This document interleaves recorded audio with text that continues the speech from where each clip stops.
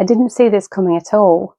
Pages 13 to 20 came together really easily, and they've actually turned out to be some of my favourite pages in the album so far. So in this video I'm going to walk you through the layouts, touch a little bit about the stories and how the pages came together, and have a chat about what's made this stretch of December Daily go so much more easily than I expected.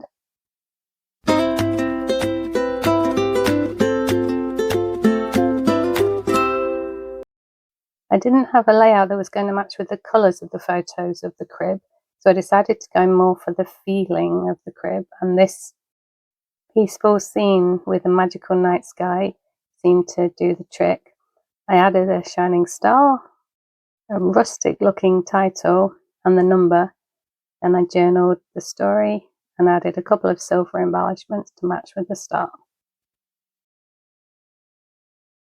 I asked Layla to stand by the Christmas tree while I took this photo, and then when I came to scrapbook it, this was such a perfect layout because her jacket matches the sky and then she's standing by the Christmas tree. For this layout I cut up a couple of alpha dies to make the numbers so that the font would all match them, as the number was right by the title. This layout was about a secret Santa present. I decided that the trees in the layout needed some presents of their own, so I compiled these, picking out the purple used in the moon in the layout that had been there originally. I love these cute present dies, they always look so great, and it's just a bit of journaling, and this one's done. For day 15 I wanted a layout that would highlight the red British postbox, and this one met the job perfectly. You'll see the red mat around the photo and the berries and the wreath. Then added a title and the page number, and all the layout then needed was somebody to deliver the letters. So I took the dove from the Peace on Earth dies and turned him into a little robin by cutting him out in brown and adding a red breast. And I give his feathers a little fluff for some dimension. I added a few of the little envelopes that come in the set just to finish things off, so he has some cards to deliver. This layout is actually the first one that I made, and as time went by I went off it more and more. Wasn't really sure when I would need to use the phrase Christmas cheer, but in Pilates every December we always have festive drinks at the end of the year. Then I add some pine sprigs and a little bit of gold embellishments, add on the fact it's Pilates, I make a couple of little banners for one more red and gold pop of colour that I pop in the right hand corner. Brief journaling and then we're done. By this point I was honestly expecting to start to begin to struggle, but for this layout the pine sprigs in the frame really echo the wreath on the door behind the girls. On this layout, after the journaling and the number, I add mistletoe, and I use white sticky dots to be the berries, which really goes on to bring it to life. I put a bow in this top left hand corner just to cover up where the sprigs are coming from, because that can look a little bit awkward sometimes.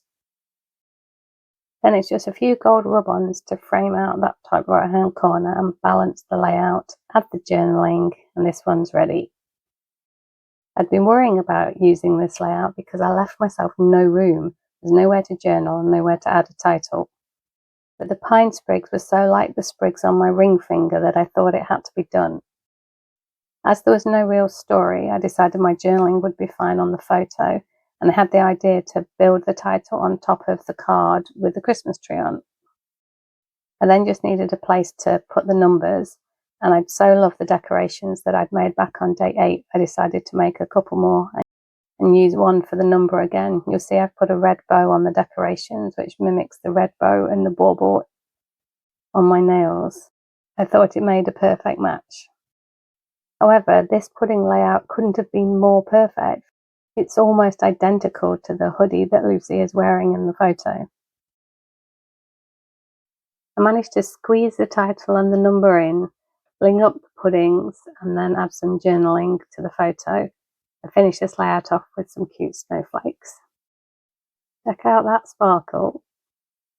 This last layout was the trickiest because none of the reds that I had matched with the carpet, and the purple is so loud in the photo. So I decided to take up the green background and replace it with purple and Secret Sea to pull those colours together. As this layout is about baby Jesus from the nativity sets, I've included a nativity picture at the top, and then I added some gold in 3 places to brighten the layout. The title Noel, the number, and then I add a little gold star at the top of the stable. I bravely decide to add journaling lines directly onto the layout, and with a bit of masking and my MISTI, it comes out well. Phew. Okay, so that's pages 13 to 20 all wrapped up. I'm really pleased with how well this week's come together. What's made the difference this week is having so many of the pages that were left quite well embellished. So they either just needed the photo and the title, or the photo and a little bit of embellishment. And it's been much more about picking the right photos. I've really been grateful for the fact that I used several different paper packs, which meant that I've so far managed to always find a page for every single photo.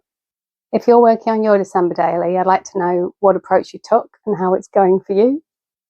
Let me know which of these layouts was your favourite, and if there's anything in there that's inspired you for yours. And if you'd like to see the rest of this album come together, think about subscribing, and I'll see you again at the end of the month. Thanks so much for watching. Bye.